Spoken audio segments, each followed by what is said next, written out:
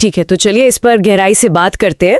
हमारे शरीर के अंदर एक ऐसा सिस्टम है जो 24 घंटे काम करता है। बिल्कुल। हर सेल तक जरूरी चीजें पहुंचाता है और वहां से कचरा बाहर निकालता है। और ये सब मुमकिन होता है एक खास फ्लूइड की वजह से, खून यानी ब्लड। बिल्कुल। और ये सिर्फ एक लाल रंग का लिक्विड नहीं है, ये मतलब एक बहुत ही कॉम्प्लेक्स कनेक्टिव टिश्यू है। Connective tissue? हाँ, जिसके अपने कंपोनेंट्स हैं और हर कंपोनेंट का एक बहुत स्पेसिफिक काम है। और जब हम इसके डिटेल्स में जाते हैं तो पता चलता है कि हमारा शरीर किसी एडवांस्ड इंजीनियरिंग मार्वल से कम नहीं है। तो जब हम ब्लड की बात करते हैं तो इसमें होता क्या क्या है? मैंने सुना है कि इसे सेंट्रीफ्यूज में घुमाने पर ये अलग अलग लेयर्स में बट जाता है। सही बात है। ब्लड में यूं समझिए कि मोटे तौर पर 2 हिस्से होते हैं। ओके। लगभग 55% हिस्सा प्लाज्मा है, जो एक स्ट्रॉ कलर्ड मतलब हल्का पीला सा चिपचिपा फ्लूइड होता है। और इस प्लाज्मा में क्या होता है? इसमें भी 90 से 92% तो पानी ही है। अच्छा, तो फिर बाकी के 8-10% में क्या है? उस छोटे से हिस्से में ही असली काम की चीजें हैं। सबसे जरूरी है प्रोटीन्स, जैसे फाइब्रोनोजन। फाइब्रोनोजन, ये खून का थक्का जमाने में मदद करता है, राइट? एग्जैक्टली, क्लॉटिंग में। फिर आते हैं ग्लोब्यूलिन्स, जो हमारे डिफेंस मैकेनिज्म मतलब इम्यूनिटी के लिए जरूरी है। और तीसरे हैं एल्ब्यूमिन्स। एल्ब्यूमिन्स, ये क्या करते हैं? ये बॉडी में ऑस्मोटिक बैलेंस बनाए रखते हैं, मतलब खून में पानी की मात्रा को सही रखते हैं। ठीक है, ये तो हुई 55% की बात। और बाकी का 45% हिस्सा? वो होते हैं फॉर्म्ड एलिमेंट्स। इसमें 3 तरह के सेल्स आते हैं, रेड ब्लड सेल्स या RBCs, white blood cells WBCs, और प्लेटलेट्स। चलिए तो फिर फॉर्म्ड एलिमेंट्स को करीब से देखते हैं। सबसे पहले आरबीसीज। इनका मुख्य काम तो ऑक्सीजन ट्रांसपोर्ट करना है ना? बिल्कुल। आरबीसीज या एरिथ्रोसाइट्स खून में सबसे ज्यादा पाए जाने वाले सेल्स हैं।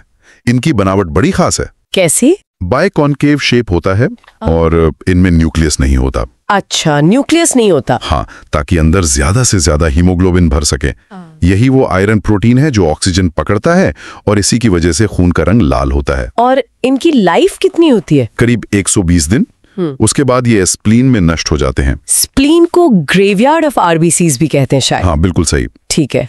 और WBCs, इन्हें शरीर का सिपाही क्यों कहा जाता है? WBCs या ल्यूकोसाइट्स हमारे इम्यून सिस्टम का हिस्सा हैं। ये कलरलेस होते हैं और बाहर से आने वाले फॉरेन ऑर्गेनिज्म से लड़ते हैं। इनके भी कई टाइप्स हैं, जैसे न्यूट्रोफिल्स जो सबसे ज्यादा होते हैं और फैगोसिटिक होते हैं। फैगोसिटिक? हाँ, मतलब दुश्मनों को खा जाते हैं? हाँ, निगल जाते हैं। फिर बेसोफिल्स हैं जो इन्फ्लेमेटरी रिएक्शंस में हिस्टामिन और हेपारिन छोड़ते हैं। और इओसिनोफिल्स जो एलर्जिक रिएक्शंस के समय एक्टिव होते हैं। ये तो ग्रैन्युलोसाइट्स हुए। ग्रैन्युलोसाइट्स में कौन कौन से हैं? उनमें आते हैं मोनोसाइट्स जो साइज में सबसे बड़े WBC हैं और फैगोसिटिक होते हैं। और सबसे जरूरी लिम्फोसाइट्स। लिम्फोसाइट्स, B सेल्स और T सेल्स। बिल्कुल, B और T सेल्स जो हमारी इम्यूनिटी की रीढ़ हैं। और आखिर में प्लेटलेट्स या थ्रोम्बोसाइट्स, असल में सेल फ्रैगमेंट्स है।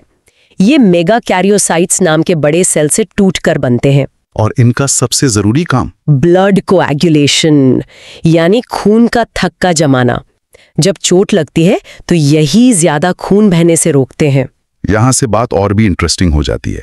ब्लड ग्रुप्स हम सब AB या O के बारे में जानते हैं, पर इसके पीछे का साइंस क्या है? इसका आधार है हमारे आरबीसीज की सतह पर मौजूद एंटीजेंस।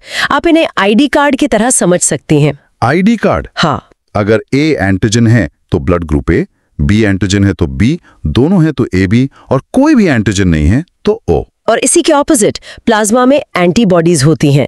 एग्जैक्टली। इसलिए O ग्रुप वाले यूनिवर्सल डोनर्स होते हैं क्योंकि उनके आरबीसी पर कोई आईडी कार्ड ही नहीं है जिसे कोई पहचान सके। और AB ग्रुप वाले यूनिवर्सल रिसिपिएंट्स क्योंकि उनके प्लाज्मा में कोई सिक्योरिटी गार्ड यानी एंटीबॉडी नहीं होती।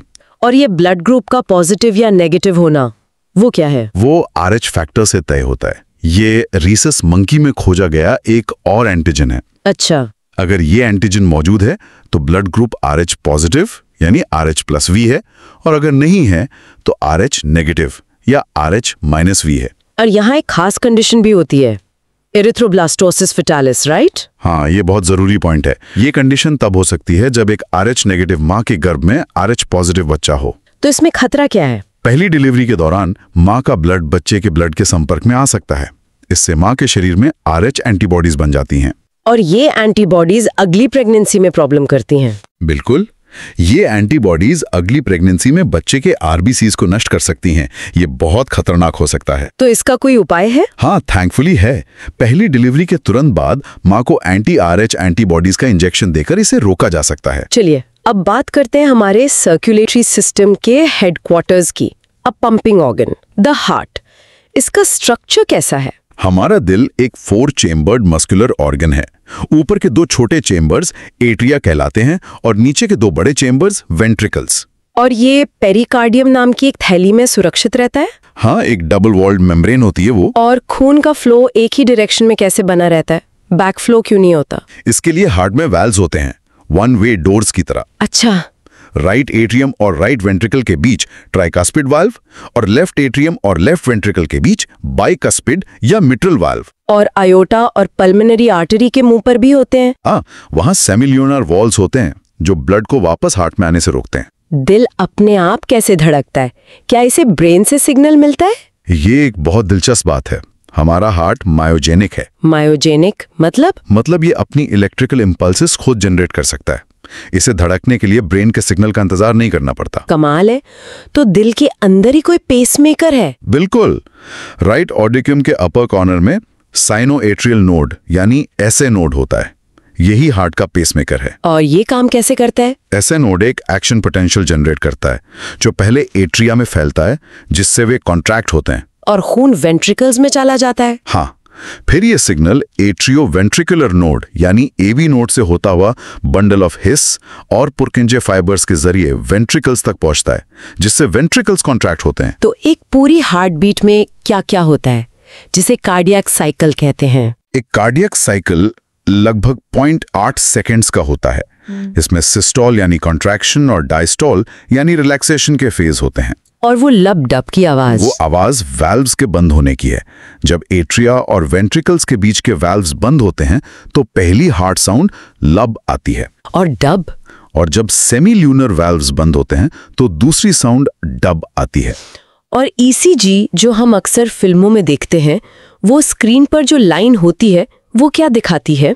ईसीजी यानी इलेक्ट्रोकार्डियोग्राम हार्ट की इसी इलेक्ट्रिकल एक्टिविटी का ग्राफिकल रिप्रेजेंटेशन है। तो उस ग्राफ में जो पी वेव क्यूआरएस कॉम्प्लेक्स होता है? हाँ, पी वेव एट्रिया के कॉन्ट्रैक्शन को, क्यूआरएस कॉम्प्लेक्स वेंट्रिकल्स के कॉन्ट्रैक्शन को और टी वेव वेंट्रिकल्स के रिलैक्सेशन को दिखाती है। इससे हार्ट रेट और किसी भी एबनॉर्मेलिटी का पता लगाया जा सकता है। जाहिर है इतने कॉम्प्लेक्स सिस्टम में कुछ गड़बड़ियां भी हो सकती हैं। कुछ आम डिसऑर्डर्स क्या हैं? एक बहुत कॉमन है हाइपरटेंशन यानी high blood pressure. Normal BP 120/80 mmHg होता है। और अगर ये लगातार 140/90 या उससे ज्यादा रहे तो वो हाइपरटेंशन है। ये ब्रेन और किडनी जैसे वाइटल ऑर्गन्स को नुकसान पहुंचा सकता है। और कोरोनरी आर्टरी डिजीज CAD, जिसे एथेरोस्क्लेरोसिस भी कहते हैं, इसमें हार्ट को ब्लड सप्लाई करने वाली आर्टरीज में कोलेस्ट्रॉल, फैट और कैल्शियम जमा होने से वो संकरी हो जाती हैं। और हार्ट अटैक, हार्ट फेलियर और कार्डियक अरेस्ट, इन तीनों में क्या फर्क है? लोग अक्सर कंफ्यूज हो जाते हैं। ये फर्क समझना बहुत जरूरी है।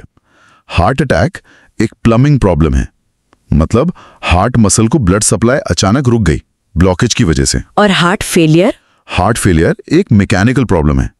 इसका मतलब है कि हार्ट का पंप कमजोर हो गया है, वो इफेक्टिवली ब्लड पंप नहीं कर पा रहा। इसमें दिल धड़कना बंद नहीं होता? नहीं, बस कमजोर हो जाता है। और कार्डियक अरेस्ट वो एक इलेक्ट्रिकल प्रॉब्लम है।